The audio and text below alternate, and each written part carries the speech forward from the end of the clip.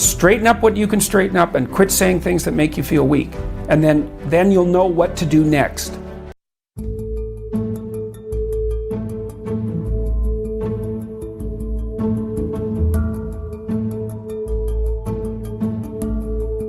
Stop saying things that violate your conscience instead of stop saying things you know to be untrue, because we run into the truth problem. But I would say stop. Here's another idea. Stop saying and doing things that make you feel weak. Just all you have to do is pay attention to that. Some things you do will make you feel disintegrated. It's a physiological sensation.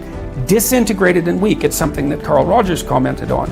He thought about that as part of, now I can't remember the word. Something like integrity. But that isn't the word he used. But some things improve your integrity and some things disintegrate you. Now, the things that disintegrate you, you often do to impress other people, or because you're taking a shortcut, or you're escaping what you know to be your moral obligation. And your moral obligation stems naturally from your aims.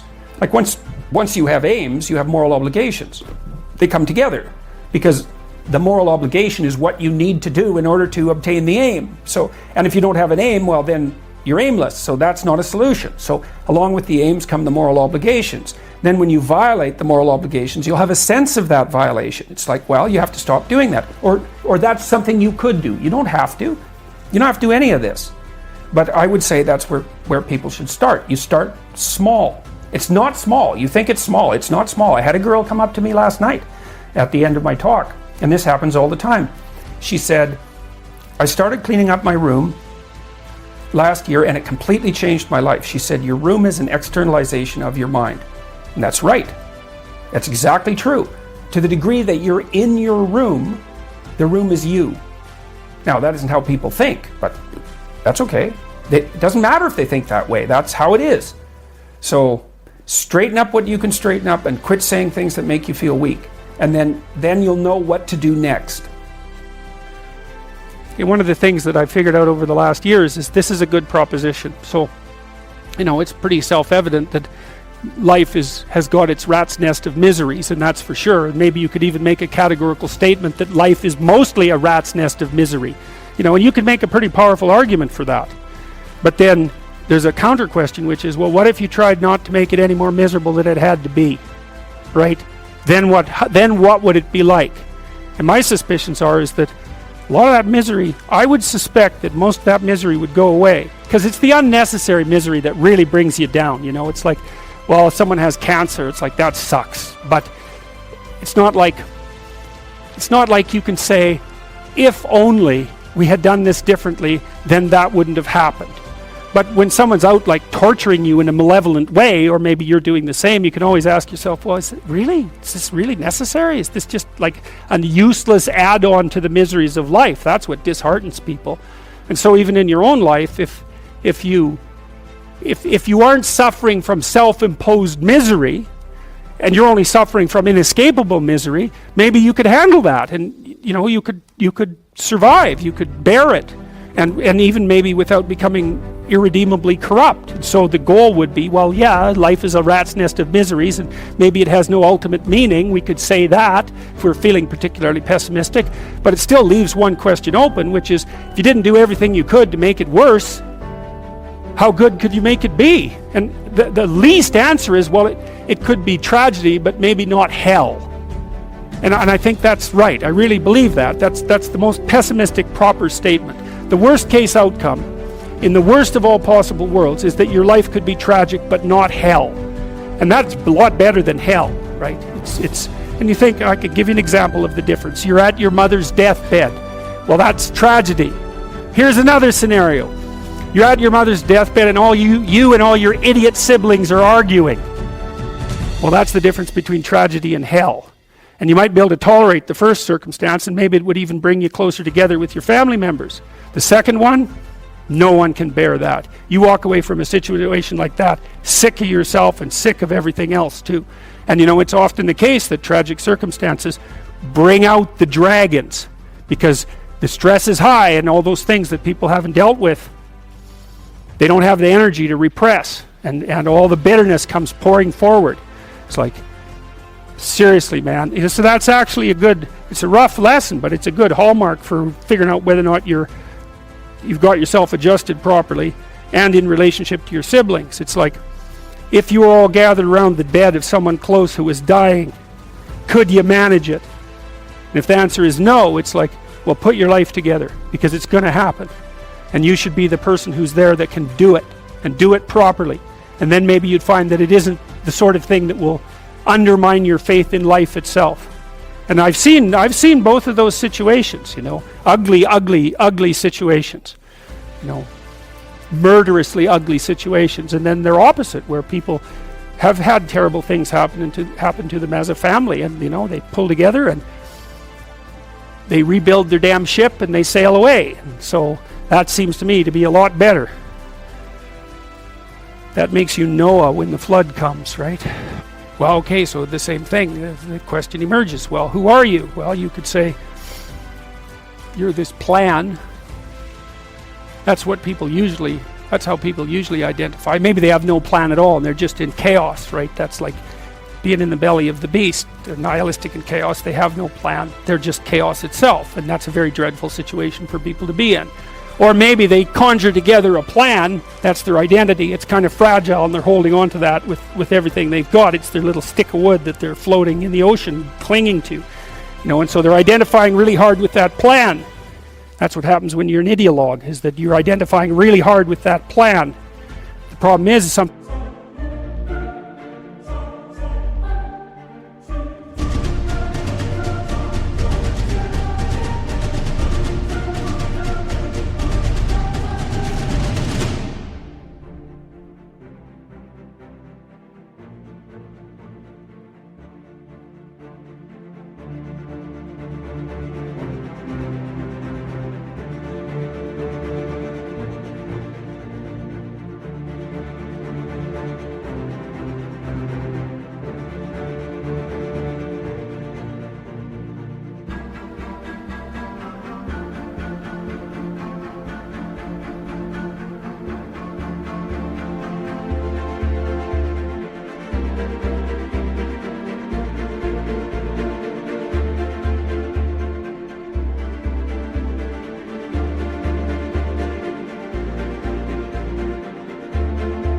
it comes up to confront it. Well, how do you act? Well, you can't let go of the plan because you drown. And then you cling to it rigidly. Well, that's no good, because then you can't learn anything. And then if that's you're a totalitarian, you're not going to learn anything.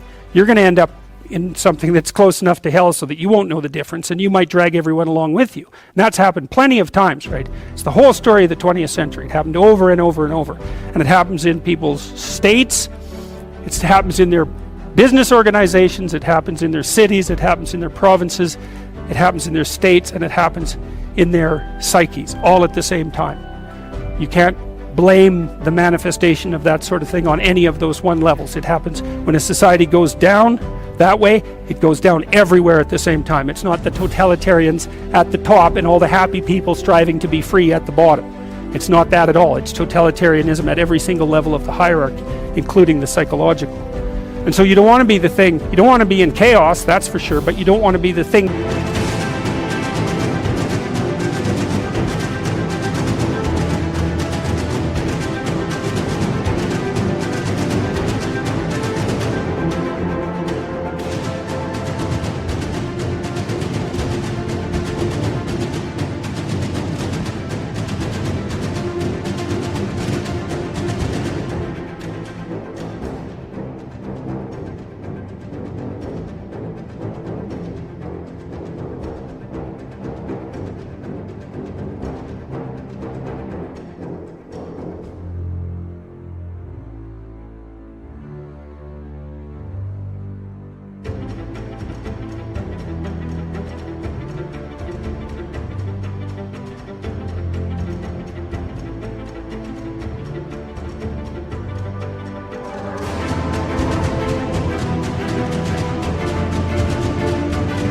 that clings so desperately to the raft that you can't let go when someone comes to rescue you, right?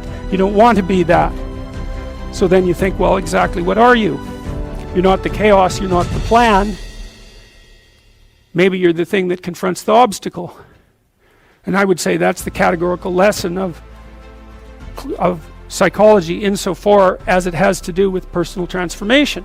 Because that's what you always teach people in psychotherapy. I don't care what sort of psychotherapist you are. You're always teaching them the same thing.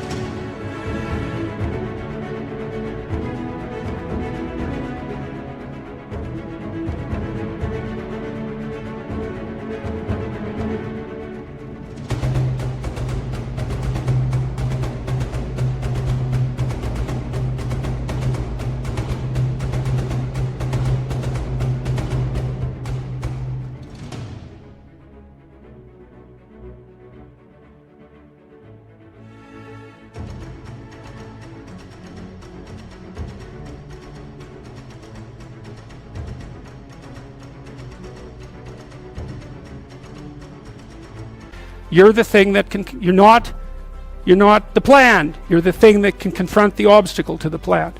And then when you know even further that the obstacle is not only an obstacle but opportunity itself, well, then your whole view of the world can change, because you might think, well, I've got this plan, something came up to object to it. It's like, it's possible that the thing that's objecting has something to teach you that will take you to the place where you develop an even better plan. It's a nice framework to use. It's like, are you so sure that this is a problem? Is that the only way that you can look at it? Or is it an opportunity? I mean, I'm not trying to be, naively optimistic. There are some things that's pretty hard to extract gold from some dragons, and maybe the death of a family member is a good example of that. But even in a situation like that, I can tell you that it's an opportunity for maturation, that's for sure. And the thing is, you might say, well, it's pretty miserable to be digging for gold when someone's falling into the grave. Well, if they really love you, first of all, that's what they'll want you to do.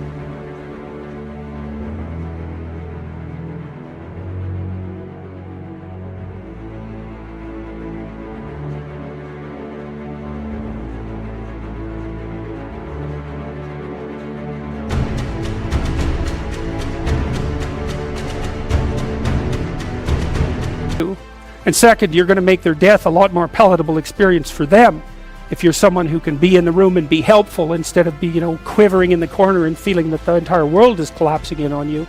I mean, that's another. You want to be the useful person at the funeral. How's that for a goal?